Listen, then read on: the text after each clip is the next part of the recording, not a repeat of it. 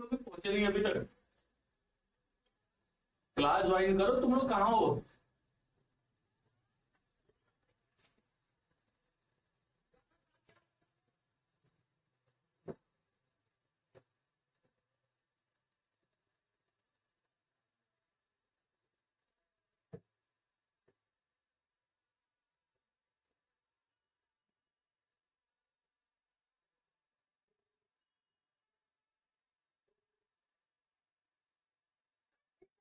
कह रहा हूँ क्लास ज्वाइन करो, तुम लोग कहाँ पे हो? अरे तो तुम लोग फोन नहीं कर सकते हो? तुम लोग फोन नहीं कर सकते हो कि सर ज्वाइन नहीं हो रहा है?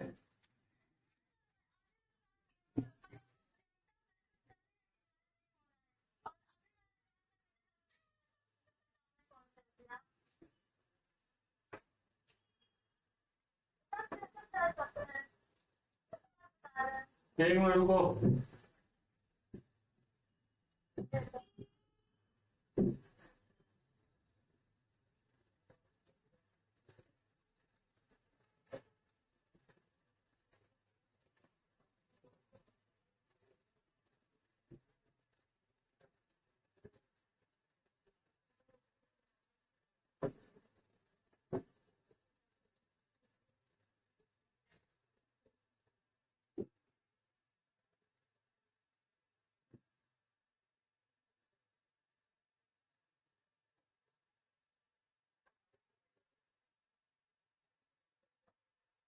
अब देखो।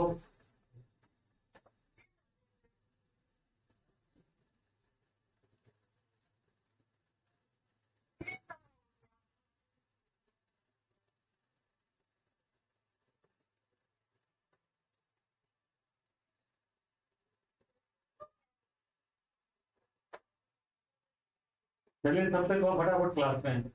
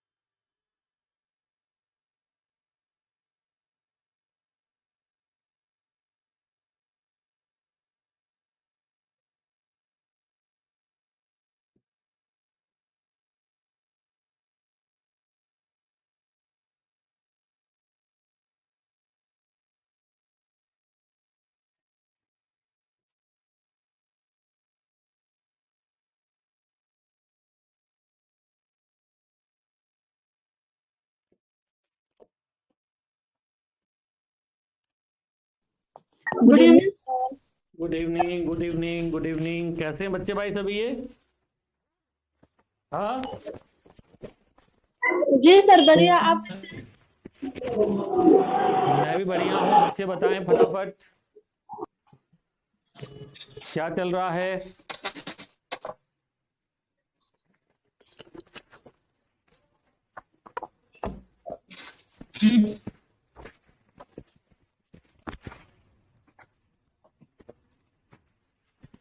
एक मिनट रुको।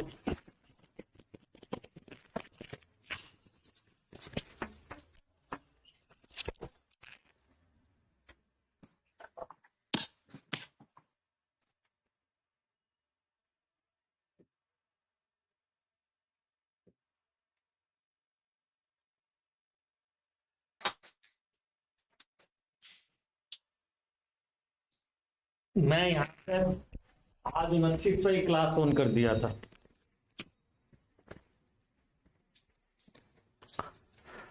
और तुम लोग गायब हो, बताओ। सर ज्वाइन नहीं हो रहा था। सर बट हम लोग ज्वाइन किए हैं तो नहीं हो रहा था। एक्चुअली वो गलत कोड ही हो गया था। वो तुम लोगों का शायद मॉडर्न इंडिया वाला हिस्ट्री का, उस पर मैंने कोड बना दिया था। अच्छा, वो इंग्लिश मीडियम के बच्चों को जा रहा होगा। अब जब ये यास्मीन बोलिए कि ज्वाइन नहीं हुआ, तब मुझे ध्यान आया कि शायद ज्योग्राफी वाले पे मैंने क्लिक नहीं किया था, कुछ किसी और पे क्लिक हो गया था, तो इस वजह से तुम लोग ज्वाइन नहीं कर पा रहे थे। तुम लोगों की भी गलती नहीं है। चलिए कुछ शुरू किया जाए। हम लोग कहाँ पे घूम रहे थे, कोई बताएगा? यस सर, लास्ट पॉइंट था का मशीनीकरण, ये लिखा दिए थे। हम लोग जोत के आकार पर भी चर्चा कर चुके थे। हम लोग उस पर भी क्या बोलते हैं, लैंड ओनरशिप पे भी चर्चा कर चुके थे, यानी कि भूमि का स्वामित्व या मालिकाना हक। और इसी में एक और टॉपिक है, वो आप देख रहे हैं, भूमि सुधार। एक अगला इसी में टॉपिक है बच्चों, भूमि सुधार, है ना, तीसरा।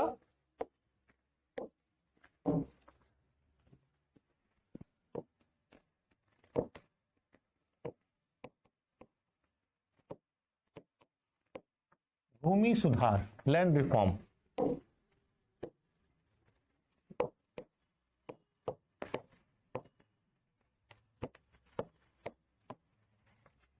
भूमि सुधार, जैसा कि आप लोग जानते हैं, भूमि सुधार एक डायनामिक कंसेप्ट है। वक्त के साथ ये चीजें बदलती रहती हैं, सब चीजें चलती रहती हैं, इधर उधर होता रहता है। Sir hello. बोलो।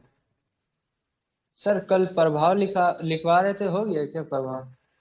किसका प्रभाव? भूजोत के आकार पर प्रभाव। वो तो मैंने डिस्कस कर ही दिया था। क्यों भाई, डिस्कस हो गया था ना? जी सर, वही सब बता रहे थे। क्या मतलब सर, ऐसे डिस्कस कर दिए थे भाई, उसमें डिस्कस हो गया था, कई तरह के डिस्कस हो गए थे। चलिए यहाँ पाइए, भूमि सुधार। जैसा कि मैंने कहा, डायनेमिक कंसेप्ट है, वक्त के साथ बदलता रहता है। प्राचीन काल से जरा सोचिए,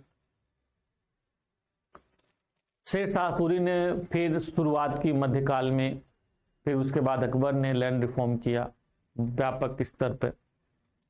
वो लंबे समय तक चलता रहा। कई मामलों में कई शब्दावलियां, कई तरह की बातें आज भी उसकी प्रयोग होती हैं।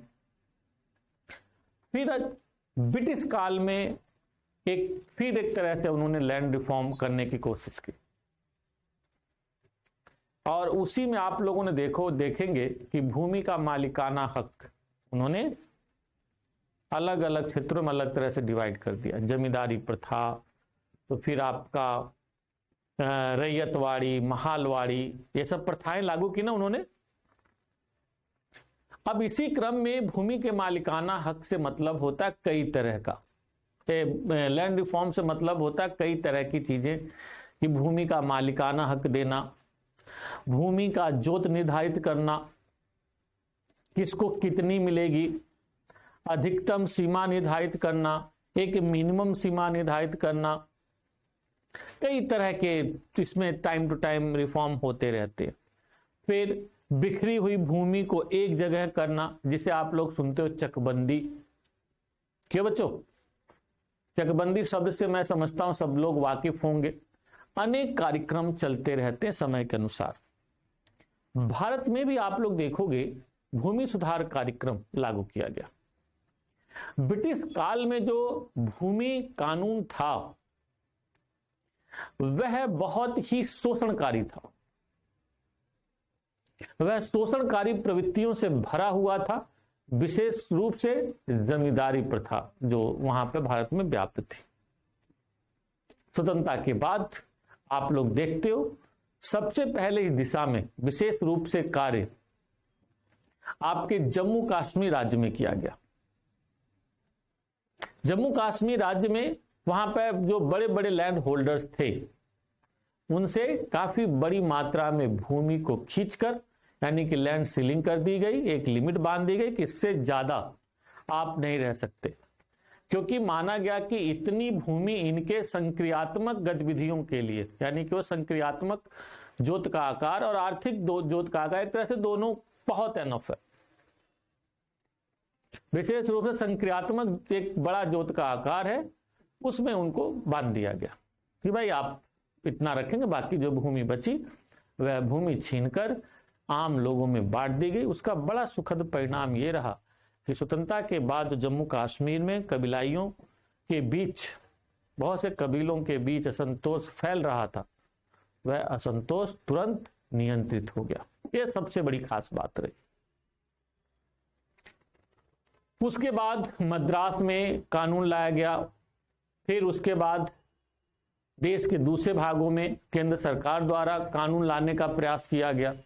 राज्यों ने इसमें ढीली ढवाली की, बहुत सारा प्रॉब्लम हुई, क्योंकि आप लोग जानते ही हैं जमीन का जो भूमि का जो सब्जेक्ट है, यह सब्जेक्ट स्टेट सब्जेक्ट है।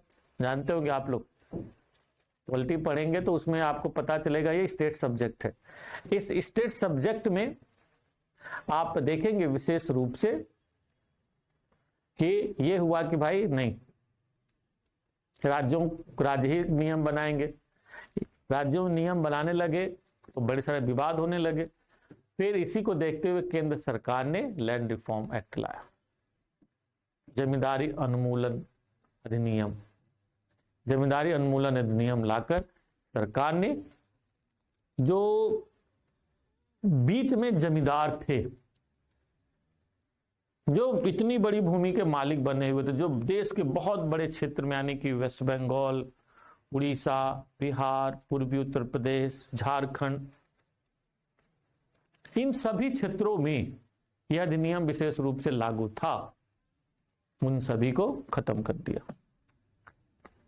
और खत्म करके वहां पे जो भी भूमि प्राप्त हुई, उस भूमि को मतलब कई मिलियंस हेक्टेयर भूमि प्राप्त हुई, वह भूमि लगभग 2 करोड़ लोगों में बांट दी गई। छोटा छोटा करके भाई देखो भाई, सबको ज्यादा तो मिल नहीं पाएगा, 5 बीघा तुम लो, 2 बीघा तुम लो, 3 बीघा तुम लो, 1 बीघा ये ले, 4 बीघा, सबको ऐसा छोटा छोटा थोड़ा थोड़ा करके बांट दिया गया। बच्चों, जब भूमि का ये वितरण हुआ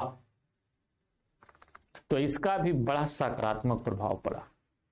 यानी कि इन राज्यों में जिन जिन लोगों को भूमि का मालिकाना हक मिला, उन लोगों ने फिर अपनी मेहनत करके भूमि को उपजाऊ बनाया, बेहतर बनाया, उत्पादन में वृद्धि की और सकारात्मक कृषि में सकारात्मक प्रभाव इन अर्थों में देखा गया। यानी कि जमींदारी प्रथा समाप्त किए जाने के बाद और लैंड सीलिंग करने के बाद जो अतिरिक्त भूमि बची, उसके बंटवारे से लगभग 2 करोड़ लोगों को फायदा हुआ। परंतु बच्चों, इसमें भी जब हम सूक्ष्म दृष्टि से देखते हैं कि क्या फायदा सभी वर्ग को हुआ समाज के, चाहे वो आर्थिक आधार पर हो चाहे सामाजिक आधार पर, तो ये जवाब आएगा कि नहीं। ये जो 2 करोड़ लोगों को भूमि का मालिकाना हक मिला, उनमें से अधिकांश लोग जो थे अपर क्लास के लोग थे, अपर क्लास से जुड़े हुए लोग थे, या समाज के ऐसे वर्ग थे जिनके पास पहले से कुछ पैसा था।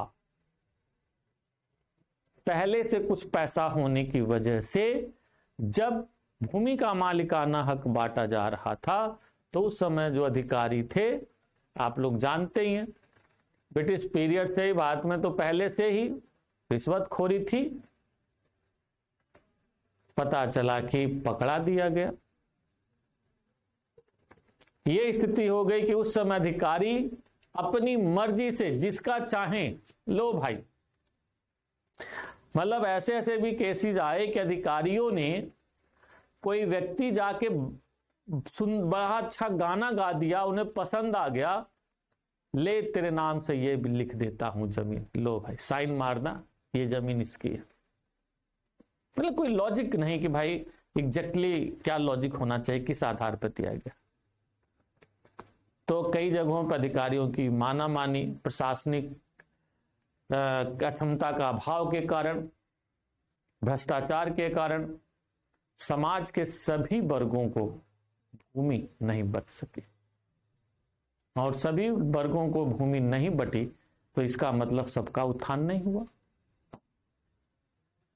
ये एक लिमिटेशन है। इसी के बाद देखोगे देश में बहुत सारे समय समय पर कार्यक्रम भी चले, जैसे इसी में आप लोगों ने पढ़ा हो सूर्योदय भूदान आंदोलन भी चलाया था उन्होंने, विनोबा भावे ने, सुना होगा आप लोगों ने कि विनोबा भावे ने भूदान आंदोलन चलाया, कि कहा कि भाई देख जिनके पास अतिरिक्त भूमि है वो लोगों को दे दें, हमें दान कर दें, हम दे देंगे लोगों को। यह भी हुआ भाई, यह भी देखा गया, इसमें भी भूमि आई। परंतु इसमें एक बड़ी इंटरेस्टिंग बात रही कि बहुत सारी भूमि, बहुत सारे जो जमींदार थे जिन्होंने दान किया था, अपनी खराब भूमि को दिया। मान लो यास्मीन साहब एक जमींदार हैं और भूदान आंदोलन विनोबा भावे जी गए, अरे बेटा कुछ दे दो, चलो हम यहाँ पे औरों का भी भला होगा, तुम्हारे पास तो काफी है, चलो भाई। इन्होंने कहा ठीक है बाबा ये लीजिए 500 बीघा आप संभालिए। कागज पे एक तो दो बात हुआ, उस समय कागज पे लिखवाया नहीं गया कि भाई 500 बीघा मैं दे रहा हूं, दान कर रहा हूं, अब इनकी भूमि है आज से। केवल उन्होंने आर्बिट्रेरली बोल दिया अरे बाबा ठीक है जाओ। तो उस समय कई बार क्या होता था कि भाई जबान ही बहुत है, जबान दे दी उन्होंने, जाओ हमने दिया, कागज दिया नहीं, पहली बात, बेकार भूमि दी, दूसरी बात लोगों में वह भूमि बांट दी गई। अब भूमि अच्छी नहीं है, लोगों ने इंटरेस्ट नहीं लिया। दूसरी बात, कई जगहों पे बच्चों इंटरेस्टिंग बात यह रही कि पता चला जमींदार साहब कुछ सालों बाद मर गए, उनके लड़के जो भी थे बच्चे, नेक्स्ट जनरेशन, उन्होंने रिक्लेम कर दी भूमि का। बे तुम लोगों की हिम्मत कैसे, पिताजी ने दिया था, अबे हमने थोड़ा ना दिया, मार के भगा दिया। अब तुम ये बताओ, वो जो व्यक्ति जिनको भूमि दी गई है, जो इस समय खेती कर रहे हैं, उनका लीगल राइट है क्या कुछ इस समय? बोलिए। No sir. No sir, no sir. Is they have any legal right? No. कागज किसके पास है? जमींदार के पास है। बोलिए है या नहीं? कागज जो है जमींदार के पास है, आपके पास कुछ नहीं है। आप तो भाई जमा खाता, जुबानी जमा खाता पे आप लोग लग काम कर रहे हैं। तो रिजल्ट क्या हुआ? भूमि छीन ली गई, मुकदमे में फंस गई भूमि। फिर बाद में लैंड सीलिंग, इसमें भी घोटाला हुआ बहुत सारी भूमि। कल मैं शायद आप लोगों को बता रहा था बेनामी संपत्तियों वाला, कि इसी में भूमि सुधार में जब लैंड सीलिंग की गई तो मान लो पुष्पमाला जी 2000 बीघे की मालिक हैं, और लैंड रिफॉर्म एक्ट में यह हुआ संक्रियात्मक, जो इनको केवल 2000 में 200 एकड़ मिलेगा, सपोजा 200 बीघा मिलेगा। 1800 बीघा क्या होगा भाई? 1800 बीघा में इनके 2 बेटे हैं, तुरंत दोनों बेटों को अलग करके और उनको 900 कर दिया। फिर क्या किया उसमें? एक तो पहले वहां पे उन्होंने एक दोनों बेटों को अलग अलग कर दिया कि बेटा तू भी अलग हो जा, तू भी अलग हो जा, और क्या कर 1,000 हो जा। फिर राम दिन श्याम दिन को कुछ निपटा दिया गया, कुछ कहां पर बेनामी संपत्ति बना दी गई। और मैंने उसी में बताया था कृषि में 2 तरह की भूमि कर दी गई बच्चों, याद है आप लोगों को? यस सर, एक बागवानी और एक कृषि भूमि, एग्रीकल्चरल जो लैंड थी। इसमें क्या हुआ, इसका नतीजा ये हुआ कि रातों रात दिमाग लगा के पुष्पमाला जी ने आधे खेतों में बाग लगवा दी। तो ऐसी बहुत सारी घटनाएं घटी। इसकी वजह से भी सही से लैंड रिफॉर्म नहीं हो पाया बच्चों, सही से लैंड रिफॉर्म नहीं हो पाया। यानी कि बड़ी भूमि एक लोगों के पास ही बची रह गई। वो आज बिहार, झारखंड, तेलंगाना, उसमें आपके क्या बोलते हैं, आंध्र प्रदेश, उड़ीसा के अनेक क्षेत्रों में आसानी से देखी जा सकती है, आसानी से देख सकते हो। बड़े बड़े लैंड होल्डर्स मिलेंगे आपको, जिनके पास हो सकता है 1,000 बीघा, 1,000 एकड़ आज भी है। लिखिए, स्वतंत्रता के बाद भूमि सुधार की दिशा में, स्वतंत्रता के बाद भूमि सुधार की दिशा में अनेक कार्य किए गए, अनेक कार्य किए गए। भूमि सुधार की दिशा में स्वतंत्रता के बाद सर्वप्रथम कार्य, भूमि सुधार की दिशा में स्वतंत्रता के बाद सर्वप्रथम कार्य जम्मू कश्मीर, सर अनेक कार्य किए गए, उसके बाद क्या बोले सर जी? किए गए। भूमि सुधार की दिशा में स्वतंत्रता के बाद प्रथम कार्य जम्मू कश्मीर द्वारा 1948 में किया गया। यहां जोत की अधिकतम सीमा, यहां जोत की अधिकतम सीमा 275 एकड़ निर्धारित की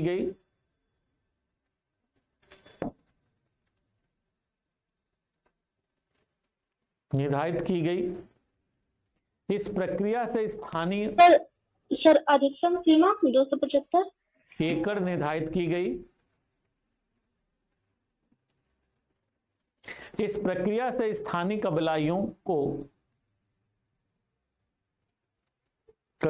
को भूमि मिल सकी।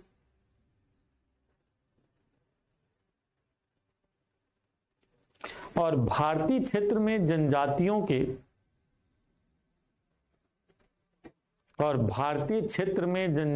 के संभावित विद्रोह को खत्म किया जा सका।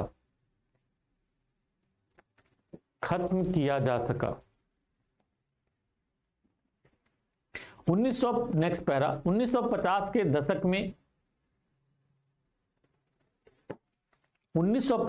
दशक में भूमि सुधार का कार्य राष्ट्रीय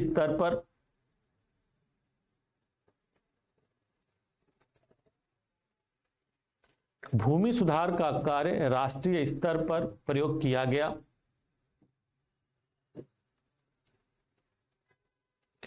चूंकि भूमि राज्य सूची के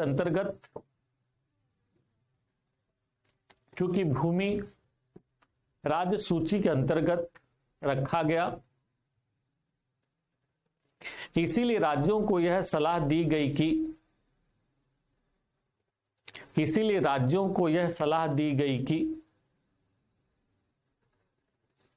कि वे जमींदारी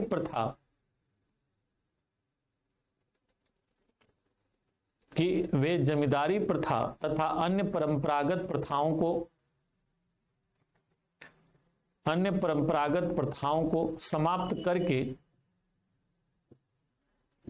कृषकों को जोत का अधिकार और उसका स्वामित्व का अधिकार, जोत का आकार,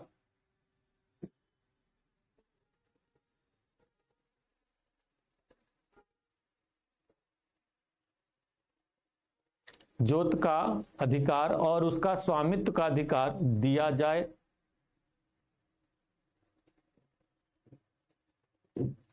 नेक्स्ट फुल स्टॉप। 1950 के दशक में कई मिलियन हेक्टेयर भूमि का 1950 के दशक में कई मिलियन हेक्टेयर भूमि का वितरण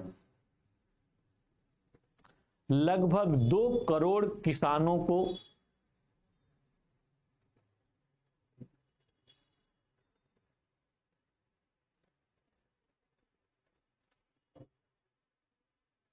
दिया गया। सर लगभग 2 करोड़ किसानों को दिया गया।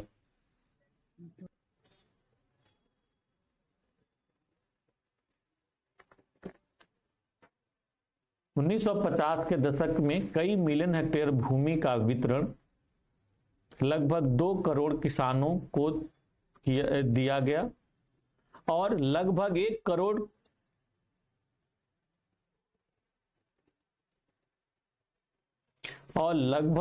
करोड़ परिवार को स्वामित्व अधिकार पूरी तरह से सौंप दिया गया। भारतीय कृषि के लिए यह एक अभूतपूर्व परिवर्तन था। भारतीय कृषि के लिए यह एक अभूतपूर्व परिवर्तन था।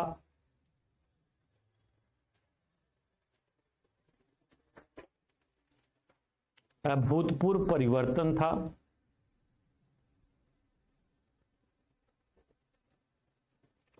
अब तक का यह सबसे बड़ा सुधार था। अब तक का यह सबसे बड़ा सुधार था।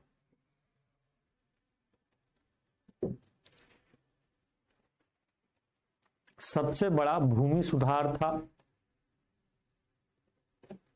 और भूमि अधिकार वितरण का कार्य भी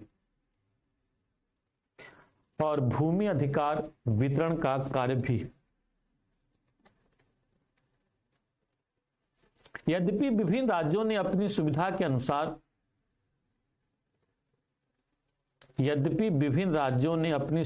अनुसार भू सीमा निर्धारित की,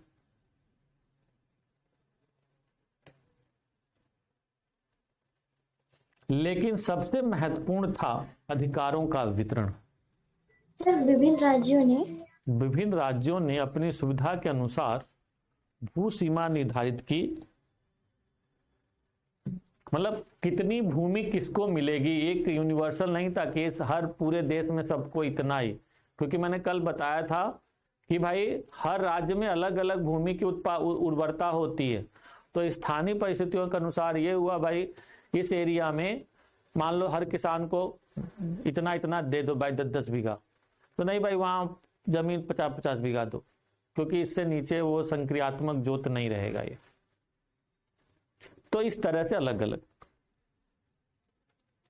भारतीय कृषि के लिए अभूतपूर्व परिवर्तन अब तक का सबसे बड़ा भूमि सुधार और भूमि अधिकार वितरण का। यद्यपि विभिन्न राज्यों ने अपनी सुविधा के अनुसार भू सीमा निर्धारित की, लेकिन सबसे महत्वपूर्ण था अधिकारों का वितरण।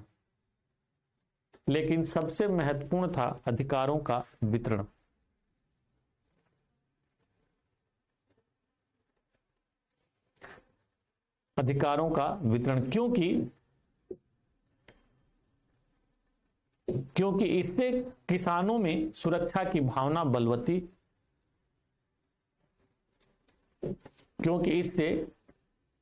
कृषकों में सुरक्षा की भावना बलवती होती है। जिन क्षेत्रों में भू स्वामित्व वितरण हो गया, सर किसानों की सुरक्षा की भावना बलवती होती है। जिन क्षेत्रों में भू स्वामित्व वितरण हो गया,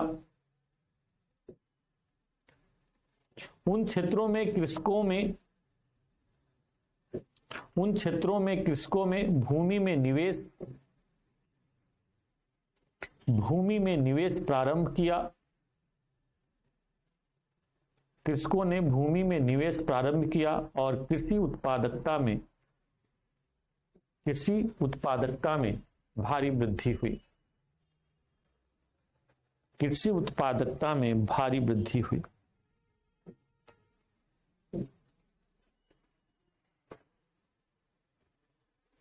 नेक्स्ट पैरा,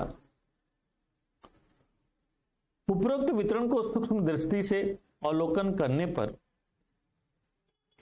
उपरोक्त वितरण को सूक्ष्म दृष्टि से अवलोकन करने पर स्पष्ट होता है कि वितरण में गरीबों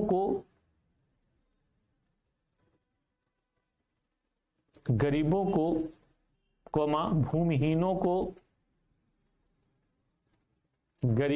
भूमिहीनों को निम्न जाति के लोगों को प्रायः किसी प्रकार का भूस्वामित्व नहीं दिया गया,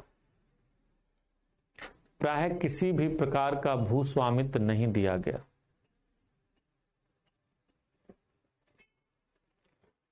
परिणाम यह हुआ कि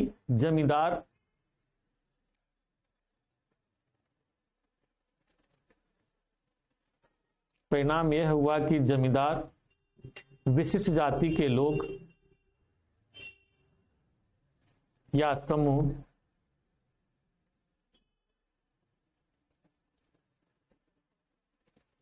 जमीन का मालिकाना हक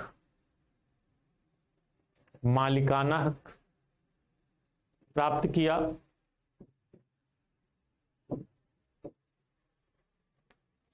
अतः भूमि का वितरण कुल मिलाकर दोषपूर्ण ही रहा। भूमि का वितरण कुल मिलाकर दोषपूर्ण ही रहा।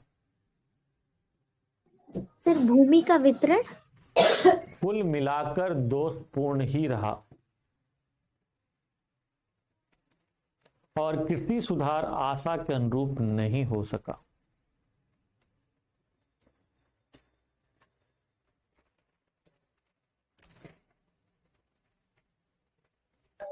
सर कृषि सुधार उसके बाद क्या बोले हैं? कृषि सुधार आशा के अनुरूप नहीं रहा, मतलब जितनी उम्मीद की गई थी गाजे बाजे के साथ भाई हमारे देश में भूमि सुधार हो रहा है, उतना बेनिफिट नहीं हो सका।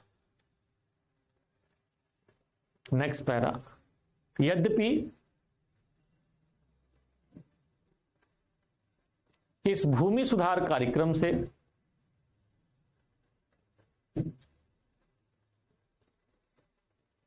उत्पादकता में वृद्धि हुई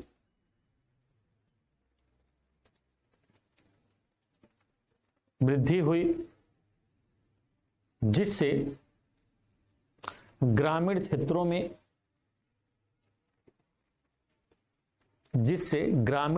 में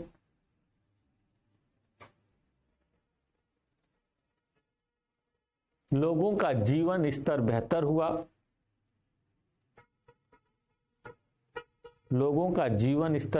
हुआ, क्रय शक्ति में वृद्धि हुई। सर क्या बोले? क्रय शक्ति में, लोगों की क्रय शक्ति में वृद्धि हुई और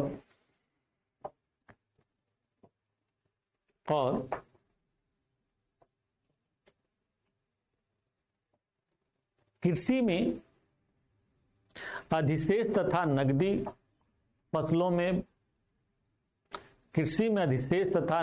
फसलों के उत्पादन में वृद्धि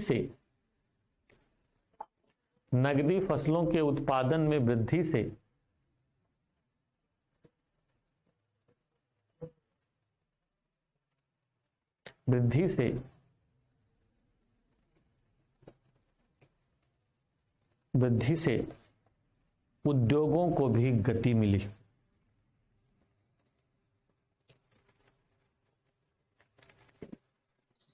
सर और के बाद क्या बोले थे सर? डिस्कनेक्ट हो गया था। अब कहां पे क्या बोला था? पीछे वाला बोलो, पीछे क्या लिखा हुआ है? क्रय शक्ति में वृद्धि हुई, और क्रय कृषि में शक्ति में वृद्धि हुई और कृषि में और कृषि में रेल तथा नगदी कृषि फसलों में के उत्पादन में छोड़ वृद्धि। के निकलो, बाद में बता देंगे। कृषि में अधिशेष तथा नगदी फसलों की वृद्धि होने से उद्योगों को कच्चा माल मिला।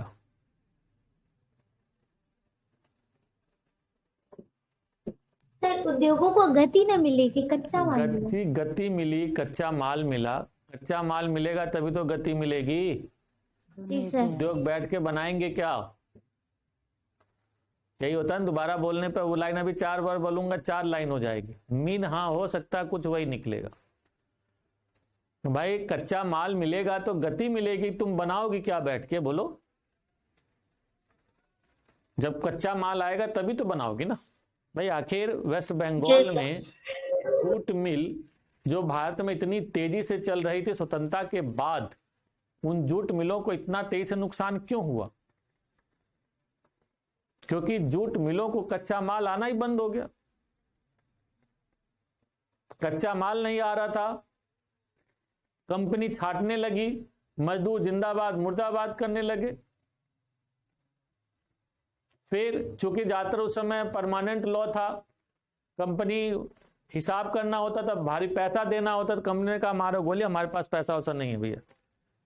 कंपनी ने ना तो ये अनाउंस किया कि हम पूरी तरह से शट डाउन कर रहे हैं और ना तो हम चला रहे हैं, कंपनी बंद करके ऐसे चले गए मकान।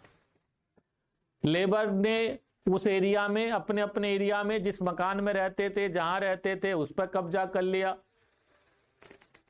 कई एरिया में तो पता चला कि मजदूरों ने या लोगों ने मिलके मशीनें उसे बेच डाली, सब कंपनी खंडहर हो गई। देखा होगा आप लोगों ने, हो सकता है प्रियंका ने कोलकाता में सब देखा होगा, कई एरिया में फैक्ट्रियों के खंडहर दिखाई दिए होंगे।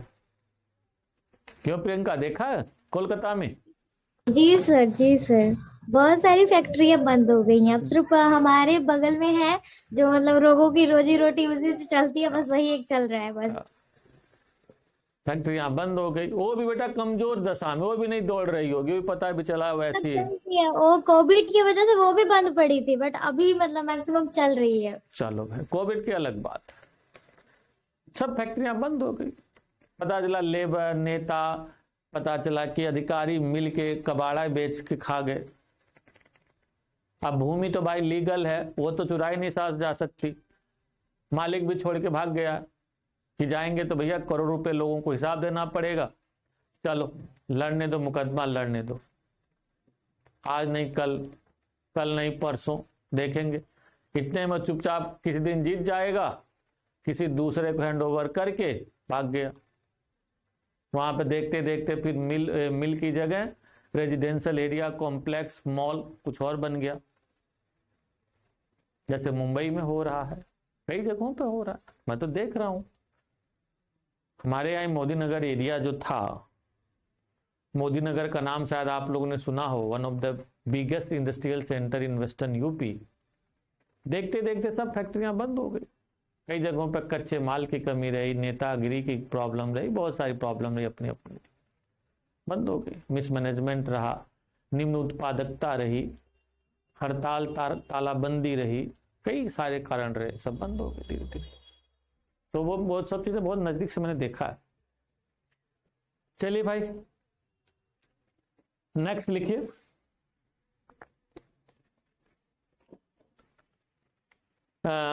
अनुरूप नहीं हो सका, ठीक है। चलिए आगे लिखिए।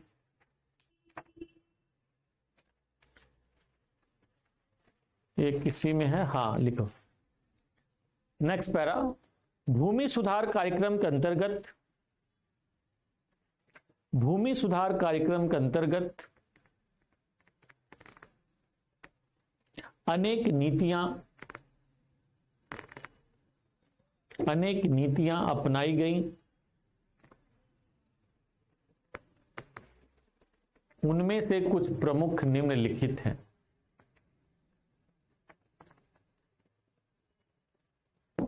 नंबर 1, बिचौलियों के उन्मूलन की नीतियां, बिचौलियों के उन्मूलन की नीतियां तथा उपाय, बिचौलियों के उन्मूलन की नीतियां तथा उपाय। यद्यपि बिचौलियों को समाप्त करने के लिए पहले भी प्रयास किए गए थे,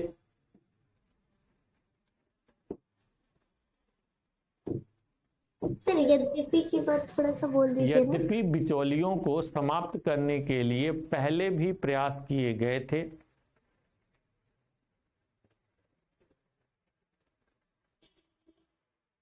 बिचौलिया समझ रहे हो ना बच्चों आप लोग? महाजन, मंडी में कभी आप जाओगे एक बड़ी इंटरेस्टिंग बात दिखाई देगी। कृषक यहां पे ये है, कृषक उत्पादित करके मंडी में ले गया, यहीं पर तुम लोग बहुत सारे देखोगे ऐसे लोग बैठे रहेंगे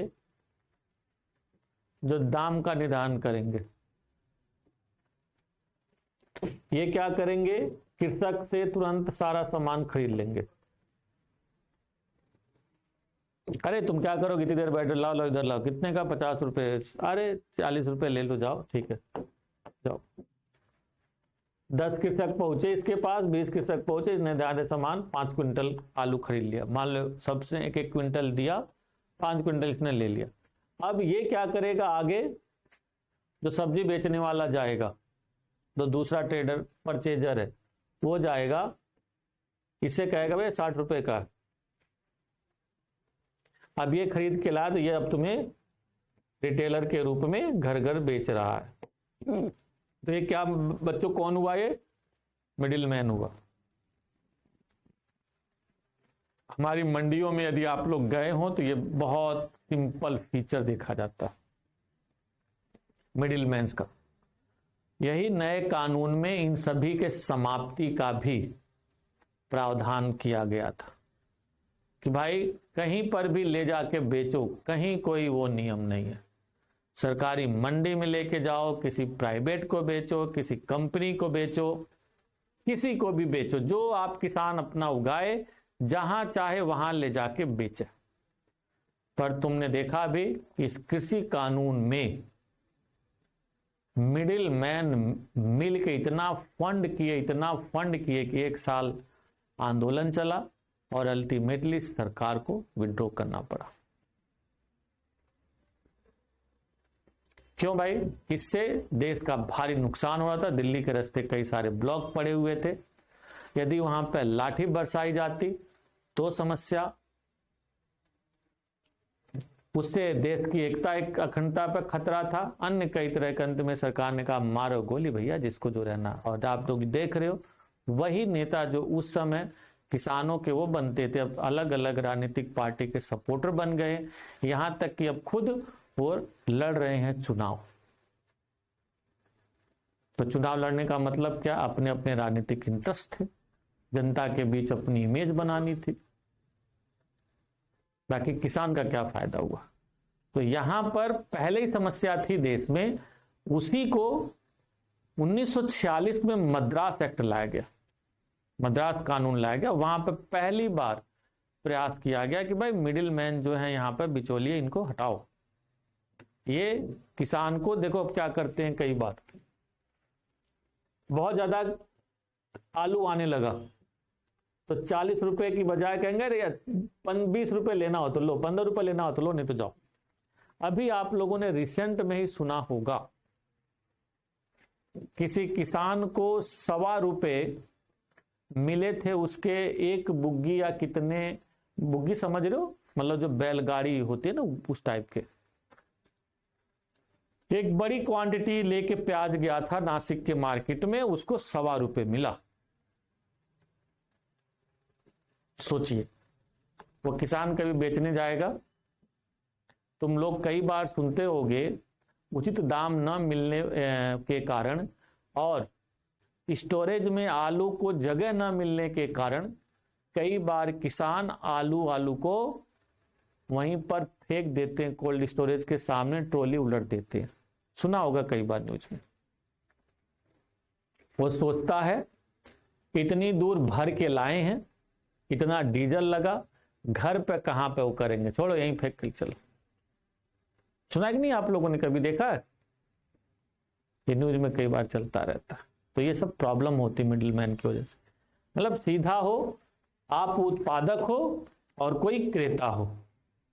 जैसे औद्योगिक उत्पादों में कोई मिडिल मैन नहीं होता, कंपनी से माल आता है, एक रिटेलर होता है और रिटेलर से अपना सीधे माल परचेजर के पास पहुंचता है। मिडिल मैन कहां पे? ऐसे ही इसको कम्युनिटी बनानी थी। चलो खैर, तो यद्यपि बिचौलियों को समाप्त करने के लिए पहले भी प्रयास किए गए थे, परंतु वास्तविक उन्मूलन 1946 के मद्रास कानून बनाने पर शुरू हुआ था। मद्रास कानून बनाने पर शुरू हुआ था। सर जी फिर से थोड़ा एक बार बोल दीजिए ना। यद्यपि बिचौलियों को समाप्त करने के लिए पहले भी प्रयास किए गए थे, परंतु वास्तविक उन्मूलन 1946 के मद्रास कानून बनाने पर शुरू हुआ। मद्रास कानून बनाने पर शुरू हुआ था। असम, गुजरात, महाराष्ट्र के कुछ भागों में, असम, गुजरात, महाराष्ट्र के कुछ भागों को छोड़कर देश के सभी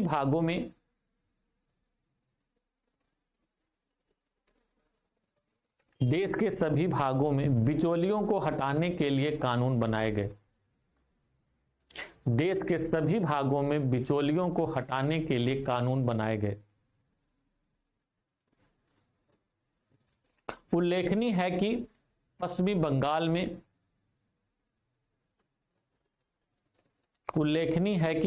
बंगाल में अनुपस्थित भूस्वामी काफी अधिक थे। अनुपस्थित भूस्वामी काफी अधिक थे और उन्होंने कृषि की बड़ी हानि की थी। और उन्होंने कृषि भूस्वामी तो उसके बाद उल्लेखनीय है कि पश्चिमी बंगाल में अनुपस्थित भूस्वामी काफी थे। अनुपस्थित भूस्वामी समझ रहे कि नहीं आप लोग? ये तुमने मॉडर्न इंडिया में पढ़ा भी होगा, एब्सेंटी लैंडलॉर्डिज्म। मॉडर्न इंडिया तुम लोग का हो गया ना? नो सर, मॉडर्न इंडिया भी नहीं हुआ। नहीं हुआ। अनुपस्थित भूस्वामी सुना आप लोगों ने? ये वर्ड पढ़ा है कि नहीं कभी? मॉडर्न इंडिया में पढ़ोगे, मैं यहां पे ब्रीफ बता देता हूं। एब्सेंटी लैंडलॉर्डिज्म सिंपल सा ये है, ये देखो, ये कोई एक बड़ा जमींदार है। कितने का भाई? तो ये मालिक है 5000 बीघे का। अब ये रह कहां रहा है? शहर में। शहर में जमींदारों को मान लिया गया भूमि का टैक्स कलेक्ट करके देना। ब्रिटिश को मतलब ही नहीं, एक व्यक्ति को निर्धारित कर दिया, भैया इस तारीख को सूर्य डूबने से पहले सनसेट लॉ ला दिया गया, सूर्य डूबने से पहले ये तुम अपनी भूमि का जो टैक्स है खजाने में जमा कर दोगे। यदि नहीं जमा किए तो तुम्हारी भूमि नीलाम हो जाएगी उसी दिन शाम होते होते। अब इस ये सर, ये तो सुने हैं। क्या चीज? ये सुने हैं, जैसे सनसेट वाला जो मतलब सूर्य डूबने से पहले टैक्स जो होता है वो जमा करना होता है। नहीं, अब नहीं है, अब नहीं है सब बेटा। जी सर, पहले का बता रहे हैं। हाँ, पहले होता था। एक सर्टन डे पर टैक्स जो आपके एरिया का निर्धारित है वह टैक्स जमींदार को जमा करना होता था।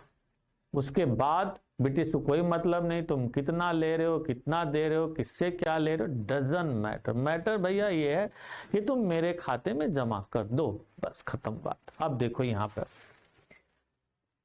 इस 1000 बीघे का जो मालिक है, क्या ये 5000 बीघे का मालिक एक साथ खेती कर पाएगा? नहीं। अब इसने क्या किया, 1000 बीघा 5 लोगों को दे दिया। 1000 बीघा 5 लोगों को दे दिया और कहा ऐसा भैया, मान लो ये जमा करता था 5000 रुपया, इन लोगों से कहा भैया 6000 रुपये मुझे दे देना। अब यहां देखो बैठा हुआ है इस जगह पर, शहर में बैठा हुआ है, ये भूमि पे भी नहीं है, गांव देहात में नहीं है, यहां पे बैठा हुआ। इन्होंने कहा ठीक हम दे देंगे। इसका मतलब ये है कि ये जो 5 लोग हैं बच्चों, यानी कि और भी टैक्स बढ़ा के लोगों से कलेक्ट करेंगे।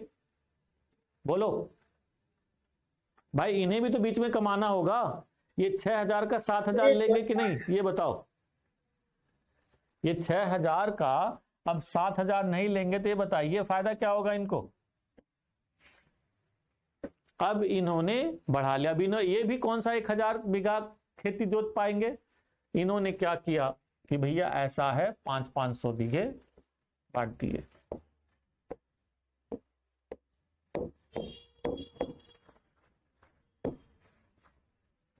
और इन्होंने कहा एवरेज भाई सबको ऐसा करके हमारे पास 7000 रुपये आना चाहिए, देख लो। ठीक है सर, कोई बात नहीं, आएगा सर। अब नीचे चला गया किसी और के पास। अब किसी और का पास जो व्यक्ति चला गया 500 क्या कर पाएगा ना। तो पता चला कि 300 बीघे 200 बीघे और बांट दिए।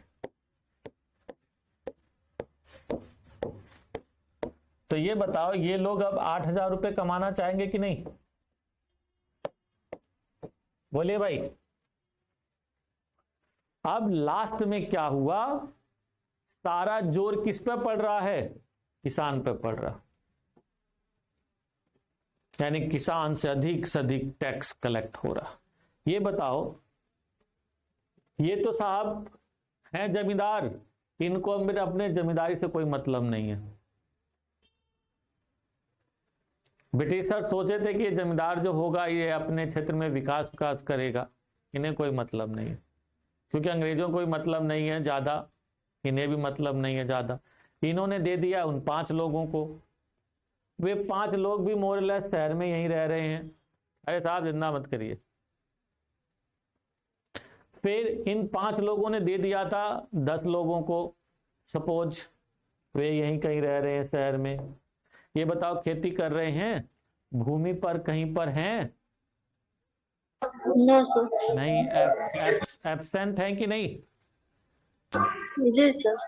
तो एब्सेंट हैं पर भूमि के मालिक हैं कि नहीं? एब्सेंट हैं परंतु अपने अपने स्तर पर भूमि के मालिक हैं ना ये लोग। जी सर। तो यही कहलाता है एब्सेंटी। बंद कर लो भाई, एब्सेंटी लैंडलॉर्डिज्म, अनुपस्थित भूस्वामी और स्वामित्व। ठीक है, ये कोई खेत में नहीं है परंतु सब मलाई काट रहे हैं। सोचो यही होता, सीधा सीधा एक ब्रिटिश अधिकारी होता यहां पर और वो हर खेत में जाके बच्चों टैक्स लेता, तो ज्यादा बेहतर होता है कि नहीं? बोलो, तो ज्यादा बेहतर होता ना। किसान और अधिकारी के बीच में हमेशा संवाद रहता,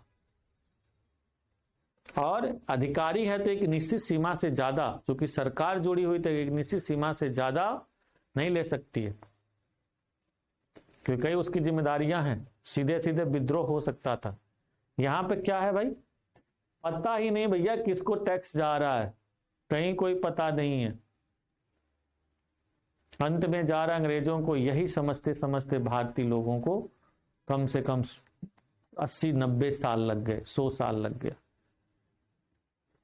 तब वही मॉडर्न इंडिया में एक जगह पढ़ोगे तब भारतीयों को समझ में आता है कि असली तो दुश्मन हमारा अंग्रेज है। ये जो स्थानीय जमींदारों के खिलाफ एक आध जगह विद्रोह होते हैं, बाद में समझ में आता है कि स्थानीय जो जमींदार है ना, ये भी बंधे हुए, उन्हीं के चमचे उमचे हैं बेचारे, क्या करें, इन्हें भी क्या बोलते हैं पैसे देने हैं। तब देखो धीरे धीरे आंदोलन 1900 के आसपास आते आते क्या होता है, वो राष्ट्रीय चरित्र लेने लगता है। जो क्षेत्रीय स्तर पर छोटे छोटे आंदोलन होते हैं, राष्ट्रीय चरित्र लेने लगते। तो यहाँ पे एब्सेंटी लैंडलॉर्डिज्म का मतलब यही है। उपस्थित भूस्वामी, अनुपस्थित भूस्वामी काफी अधिक थे और उन्होंने कृषि की बड़ी हानि की थी। यह कानून पश्चिमी बंगाल में, यह कानून पश्चिमी बंगाल में सबसे बाद में 1954-55 में बनाया गया।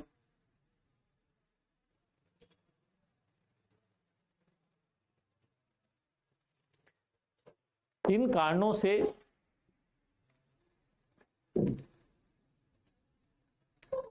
इन कारणों के लागू होने से, या इन कानूनों से, इन कानूनों के लागू, इन कानूनों के लागू होने से 2,60,000 जमींदार, 2,60,000 छोटे बड़े जमींदार समाप्त हो गए और 30 लाख काश्तकारों में, और 30 लाख काश्तकारों में लगभग 62 लाख एकड़ भूमि, लगभग 62 लाख एकड़ भूमि स्वामित्व के साथ वितरित कर दी गई।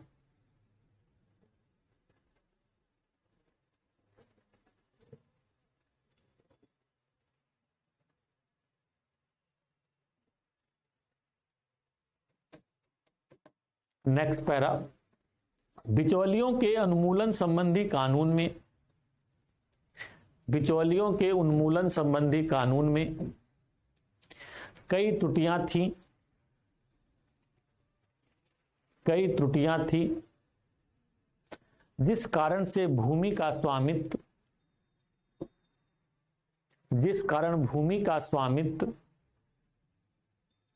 वास्तविक कृषकों को नहीं मिल सका, वास्तविक कृषकों को नहीं मिल सका। कई क्षेत्रों में तो बांटी गई भूमि, कई क्षेत्रों में तो बांटी गई भूमि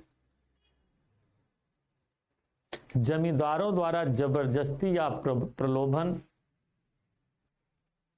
जमींदारों द्वारा जबरदस्ती या प्रलोभन द्वारा पुनः प्राप्त कर ली गई।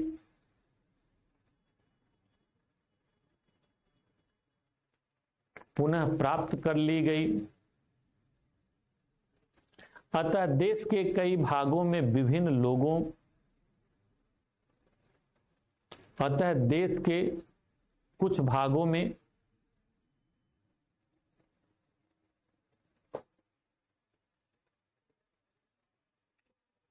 में विभिन्न रूपों में आज भी जमींदारी प्रथा प्रचलित है, आज भी जमींदारी प्रथा प्रचलित है।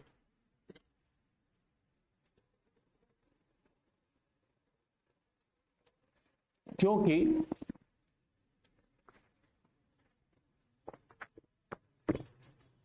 कानूनों में जमींदारों को ही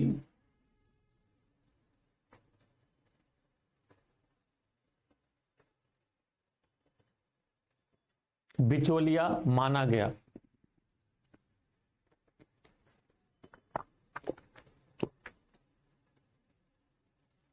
कानून में जमींदारों को ही बिचौलिया माना गया। जब कानून में मान लिया कि जमींदार ही बिचौलिया है, अन्य दूसरे तरह भी तो हो सकते हैं। अन्य कई लोगों ने कहा कि भाई हम जमींदार नहीं हैं, हम जमींदार नहीं हैं, छोड़ो।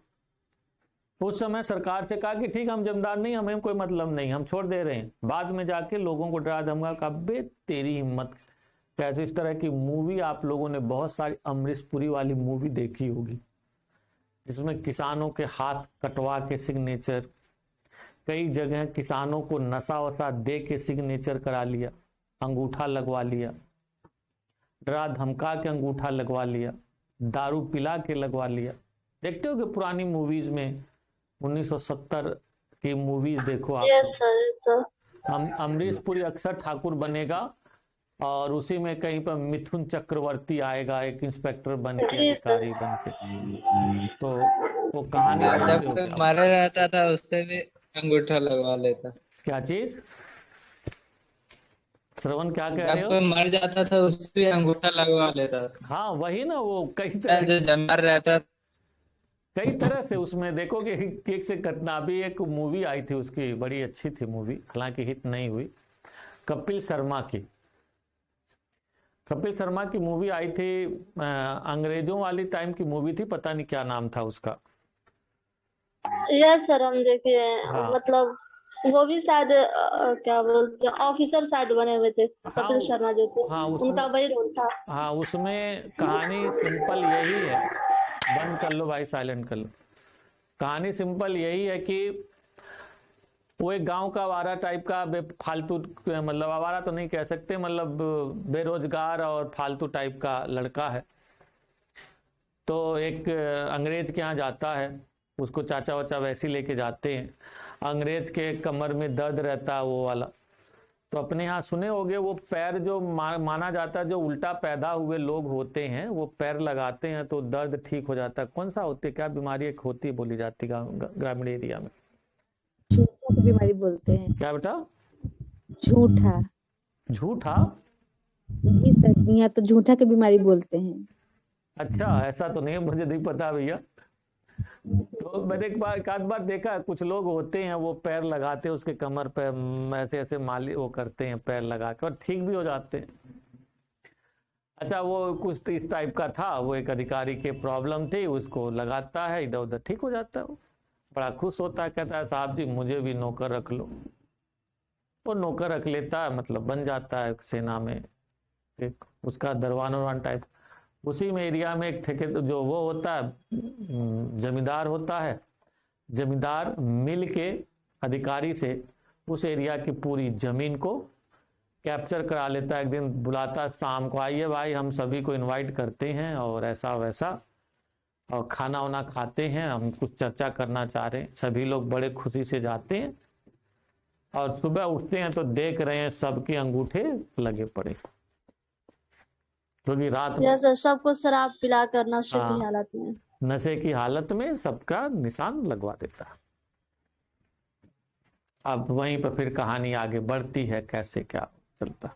फिर लास्ट में ये भी चालाकी करता है कपिल शर्मा जो है। हाँ, वो चालाकी करता है, जो भी है, कुल मिला के है कि कहानी फिर आगे चलती है। तो यहाँ तक हमारा रिलेशन यही है कि भाई कैसे छल कपट से ये काम होता रहा। बिचौलियों में माना गया केवल जमींदार को, इसके अलावा अन्य जो दूसरे लोग थे उनको नहीं माना गया। परिणाम हो गया, मान लो कहीं पर जमींदार हटे भी तो दूसरे लोग शामिल है, या कई बार जमींदार ही दूसरे रूप में आ गया, फिर अपने लोगों के द्वारा इनडायरेक्टली फिर वो घूम के आ गया वहीं पर। माना गया रैयतवाड़ी प्रथा के अंतर्गत भू राजस्व प्राप्त करने वाले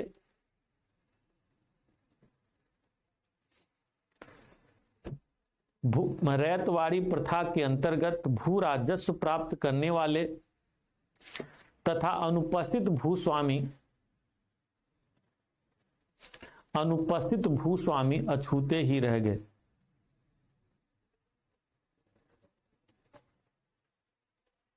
अतः आज भी इस दिशा में काफी कुछ करना बाकी है। आज भी इस दिशा में काफी कुछ करना बाकी है।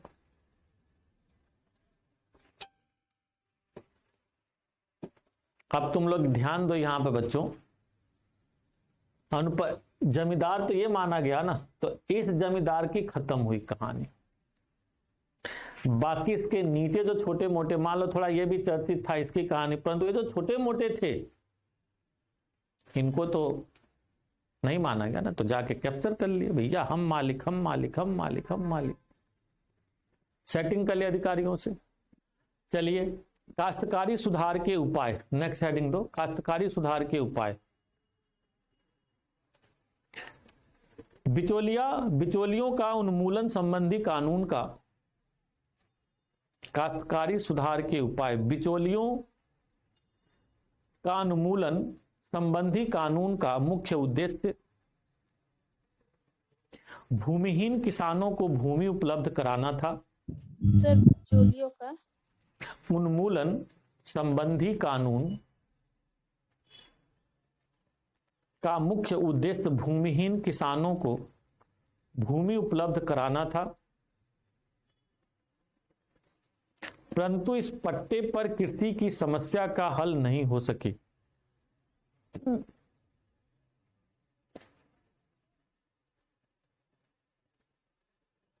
परंतु इस पट्टे पर कृषि की समस्या का हल नहीं हो सकी। कुछ समस्याएं तो सदा के लिए बनी रहने वाली हैं, जैसे अपंग व्यक्ति, सैनिक, एक विधवा। सर फिर से बोल दीजिए। जैसे अपंग व्यक्ति, सैनिक, विधवा, अविवाहित महिला,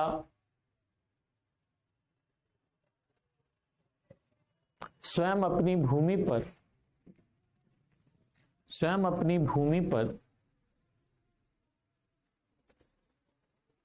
पर कृषि नहीं कर सकते हैं और उन्हें अपनी भूमि पट्टे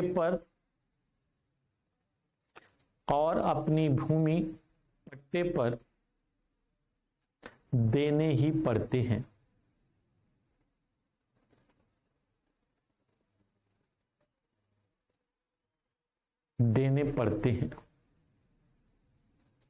भूजोतों के हथबंदी के बावजूद भी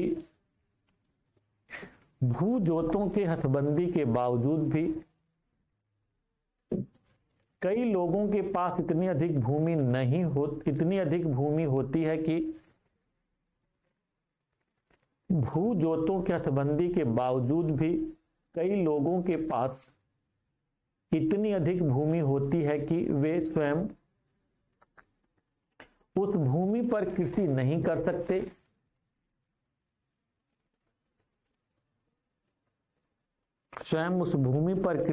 कर सकते। और अपनी भूमि को पट्टे पर दे देते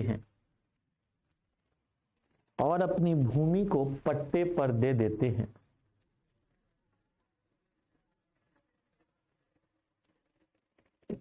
क्यों बच्चों, ऐसा होता है कि नहीं? बहुत हैं लोग जिनके पास 50-100 बीघा खेत है, वो पता चला दे रहे हैं कि भैया आजकल ठेका वाला चल ही रहा, रजत बता ही रहा था, ठेकादारी रजत से सीख लो।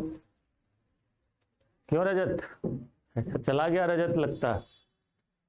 तो ये घटनाएं होती हैं। चलिए, कुछ लोग कृषि व्यवसाय को छोड़कर अन्य व्यवसाय में संलिप्त हो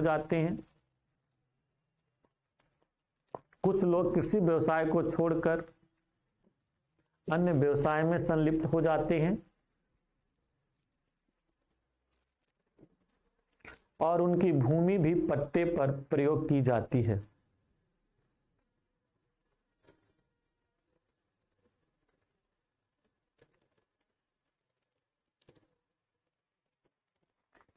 इन कारणों से सर उनकी भूमि पट्टे पर प्रयोग की जाती है। इन कारणों से पट्टे की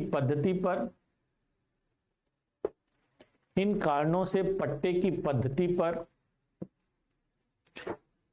संपूर्ण अंकुश आर्थिक एवं सामाजिक दृष्टि से लाभकारी नहीं है।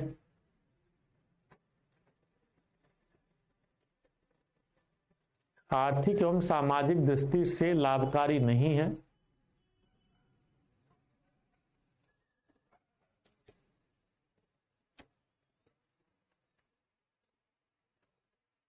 काश्तकारी सुधार निम्नलिखित 3 बिंदुओं से संबंधित है। काश्तकारी सुधार निम्नलिखित 3 बिंदुओं से संबंधित है। नंबर 1, भूधारक की सुरक्षा।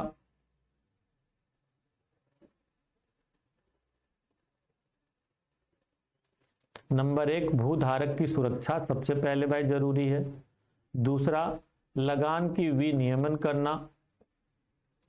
लगान की विनियमन करना।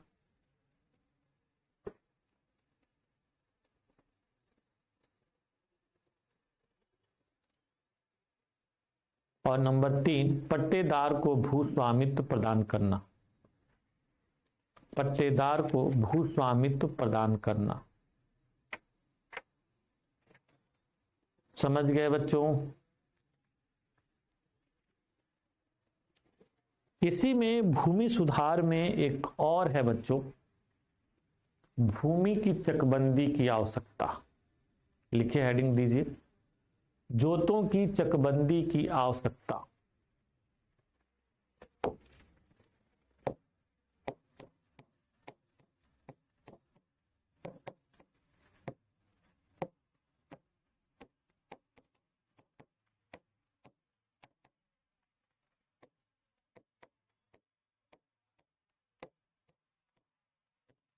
आवश्यकता बताइए भाई, क्या आवश्यकता पड़ गई चकबंदी की? चकबंदी यानी लैंड कंसोलिडेशन को आप लोग शायद जानते हो कि लैंड कंसोलिडेशन या चकबंदी का सिंपल मतलब होता है बिखरी हुई भूमि को एक जगह कर देना। जैसा कि आप लोग जानते हैं, स्वतंत्रता के बाद जब भूमि सुधार कार्यक्रम हुआ, भूमि को मालिकाना हक दिया गया, तो कई सारी बातें हुई। उसी समय जो जहां जिसको भूमि मिली, अरे लो भाई 2 बीघा तुम यहाँ ले लो यार, 2 बीघा यहाँ ले लो, चलो अरे यार तुम्हारा 6 बीघा हो गया, चलो ठीक है शांत रहो। इस व्यक्ति को मान लो 20 बीघा दिया गया, तो 3 बीघा यहाँ है, 5 बीघा यहाँ है, 2 बीघा यहाँ है, 1 बीघा यहाँ है। अब ये व्यक्ति घूम रहा है चारों ओर, बिल्कुल हो सकता है। बाद के समय में भूमि का क्रय विक्रय हुआ, बाद के समय में भूमि का वितरण हुआ, भूमि का क्या बोलते हैं पार्टीशन हुआ अधिक से अधिक, फैमिली बढ़ती चली गई, जनसंख्या वृद्धि हुई, फैमिली बढ़ती चली गई, पता चला कि खेत छोटे छोटे होते चले गए। और उसके साथ साथ एक और हुआ, पता चला यास्मीन ने 2 बीघा जमीन।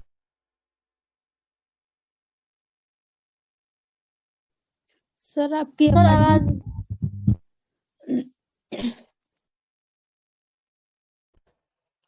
1 बीघा यहाँ खरीद लिया, 1 बीघा यहाँ खरीद लिया, 1 बीघा यहाँ खरीद लिया।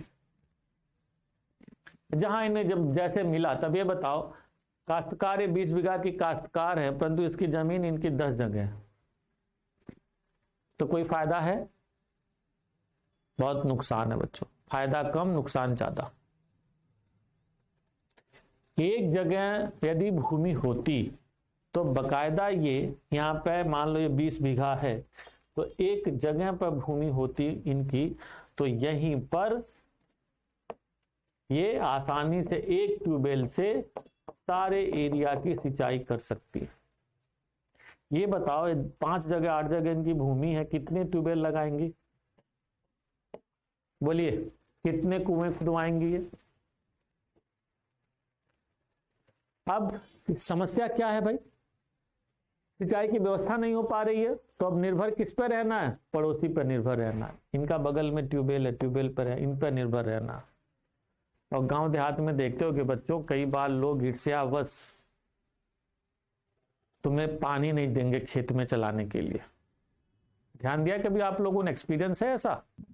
जी सर होता है। ऐसा भी होता है, बहुत सारे लोग, मान लो यहाँ पे पुष्पमाला का खेत है, बढ़िया इन्होंने मेहनत करके अच्छी जर्मिनेशन हुई यहाँ पे, और ये आदमी है, इसका ट्यूबवेल है, और ये जाके कह रहे भैया यहाँ पे पानी चलवाना है और थोड़ा सा, हाँ हाँ अरे मैं कल डीजल लेके आ रहा हूँ, मैं कल लेके डीजल आ रहा हूँ तो फिर पानी चला, अरे अरे मैं जा ही नहीं पाया, मैं क्या बताऊं, मैं नहीं जा पाया, मैं कल डीजल है नहीं, मैं लेके आता हूं तब मैं फिर, अरे हमारे उनके यहाँ रिश्तेदारी में चला गया, 5 दिन 6 दिन गुजार दिया, पता चला इनके खेत आधे जो बीज थे जो जगह जमे थे सूख गए,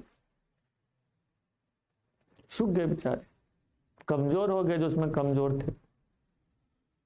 तो ये बताइए उत्पादकता कम हो जाएगी कि नहीं?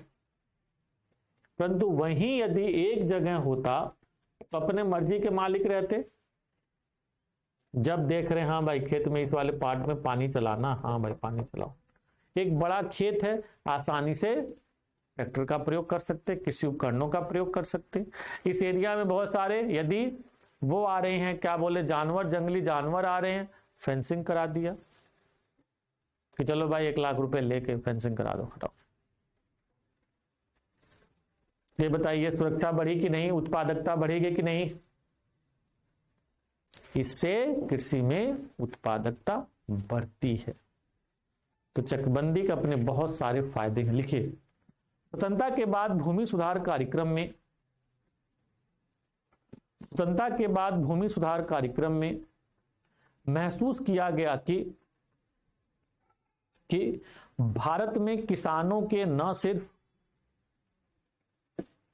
महसूस किया गया कि भारत में किसानों के न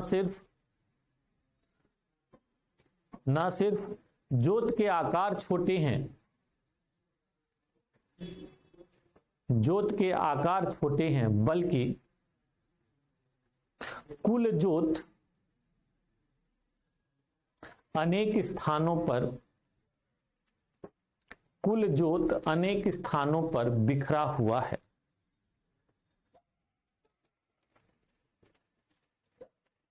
जिससे किसानों को अनेक समस्याएं होती हैं।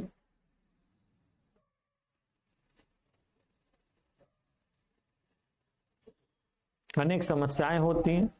भारत में जोत के आकार छोटे होने के निम्नलिखित कारण हैं। भारत में जोत के आकार छोटे होने के निम्नलिखित कारण हैं। नंबर 1, जनसंख्या वृद्धि। नंबर 2, उत्तराधिकार कानून। नंबर 2, उत्तराधिकार कानून। संयुक्त परिवार का विघटन। संयुक्त परिवार का विघटन, ये भी एक बहुत बड़ा कारण है बच्चों। हस्तकला एवं ग्रामीण उद्योग का पतन। हस्तकला एवं ग्रामीण उद्योग का पतन एवं ग्रामीण क्षेत्रों में ऋणग्रस्तता। एवं ग्रामीण क्षेत्रों में ऋणग्रस्तता। आप लोगों ने रेहन वर्ड सुना होगा, सुना है रेहन? गिरवी रखना, रेहन सुना? जी सर सुने। क्या होता है गिरवी रखना? सर अपनी जमीन दूसरों के यहाँ गिरवी रख देते हैं। क्यों रख देते हैं भाई? पैसे के लिए, हाँ? पैसों के लिए। उसके बदले में पैसे लिया जाता है। तो क्या होता है? सिंपल सी बात है, मान लो रजत आए मेरे पास, श्रवण आए मेरे पास, अरे सर 5-5 हजार रुपये दीजिए, बहुत जरूरी है। ठीक है, दे दूंगा।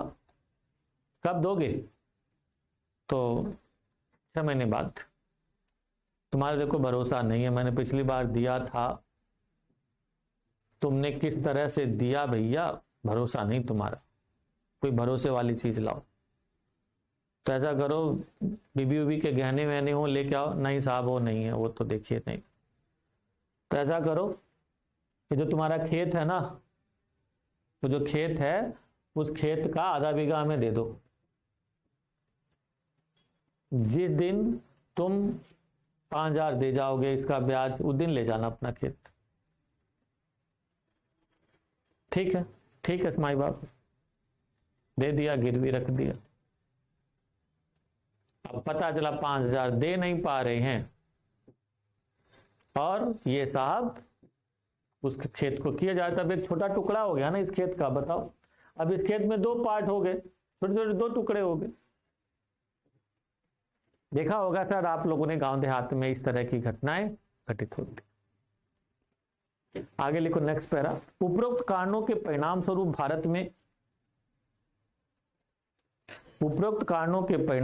भारत में भूमि छोटे छोटे टुकड़ों में बढ़ती जा रही है।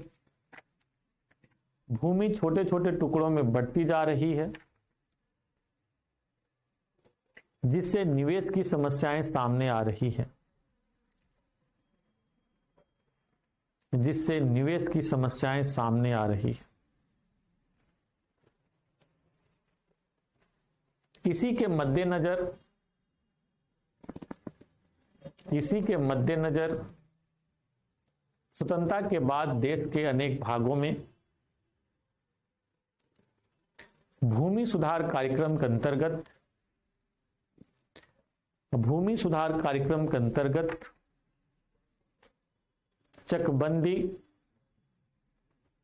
चकबंदी सर स्वतंत्रता क्या बोले हैं? क्या इसी के मद्देनजर, उसके बाद इसी के मद्देनजर स्वतंत्रता के बाद भूमि सुधार कार्यक्रम के अंतर्गत चकबंदी कार्यक्रम लाया गया।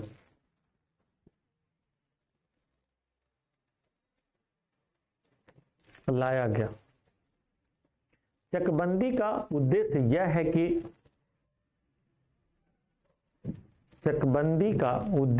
है कि गांव के अलग अलग हिस्सों में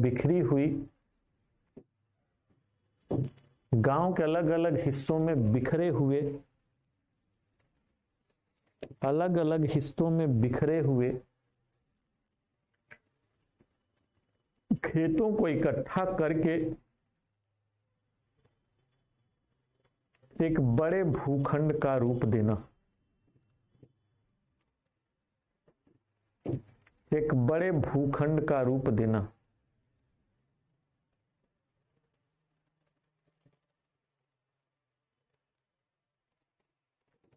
नेक्स्ट पैरा। चकबंदी कार्यक्रमों में कुछ राज्यों में काफी प्रगति की।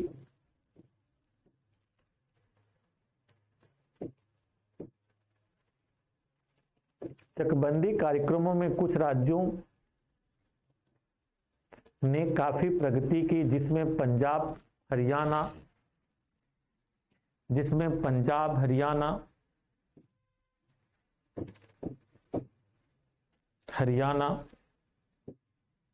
सर्वाधिक सफल रहे।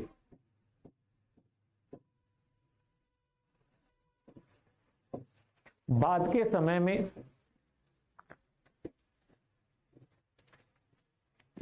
समय में देश के अन्य राज्यों जैसे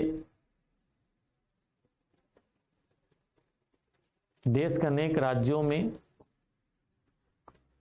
जैसे राजस्थान,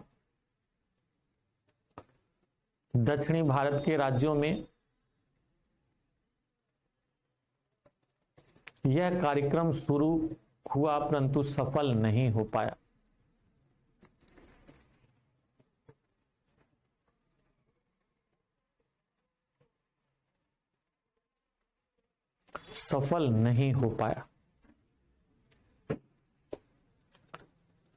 इसके प्रमुख कारण निम्नलिखित हैं।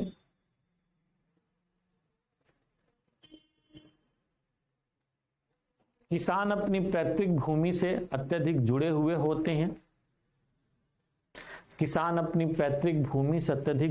होते हैं। अतः अतः भूमि को देना नहीं चाहते हैं, अतः भूमि को देना नहीं चाहते हैं।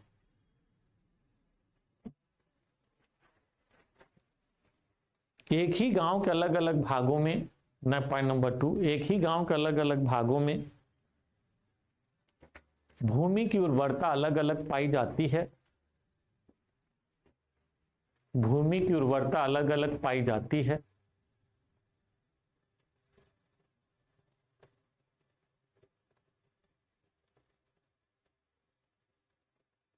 कोई किसान अपनी उर्वर भूमि को छोड़ना नहीं चाहता है, ये भी एक समस्या है। पंजाब हरियाणा में, पश्चिमी उत्तर प्रदेश में इसलिए सफल रहा कि यहां पर भूमि लगभग एक सी है, सब जगह उर्वरता एक सी है, पूरे गांव में मिलेगी मोरलेस एक 90% 95% एक सी प्रोडक्टिविटी है। तो भाई एक सी है तो तुम मुझे यहां दे दो, या यहां दे दो, या यहां दे दो, यहां दे दो, ठीक है, कोई बात नहीं। बट जैसे जैसे पूरब की ओर जाओगे, नदियां बढ़ती जाएंगी, रिजल्ट ये होगा भूमि का अधिक से अधिक खादर बांगड़ के रूप में उपस्थिति दिखाई देगी। तो रिजल्ट ये होगा एक ही गांव के अलग अलग भागों में मिट्टी की प्रोडक्टिविटी अलग अलग होती है। क्यों बच्चों, ध्यान दिया कभी आप लोगों ने अपने अपने एरिया में? जी सर, होता है। एक ही गांव में अलग अलग एरिया में अलग अलग, गांव के पश्चिम साइड वाली भूमि बहुत अच्छी है तो नहीं, पूरब साइड वाली बेकार है, वहां पर ठीक नहीं। ये लीजिए भाई, तो ये बताइए गांव के पूरब में कौन लेना चाहेगा? फिर लैंड मान लो वो हो, कंसोलिडेशन हो, तो एक ही साथ 20 बीघा आपको गांव के पूरब में मिल जाए तो आप लेना चाहेंगे? नहीं। नेक्स्ट लिखो, भूमि चकबंदी में राजनीतिक प्रशासनिक पारदर्शिता, राजनीतिक प्रशासनिक पारदर्शिता एवं दक्षता का भी अभाव देखा गया।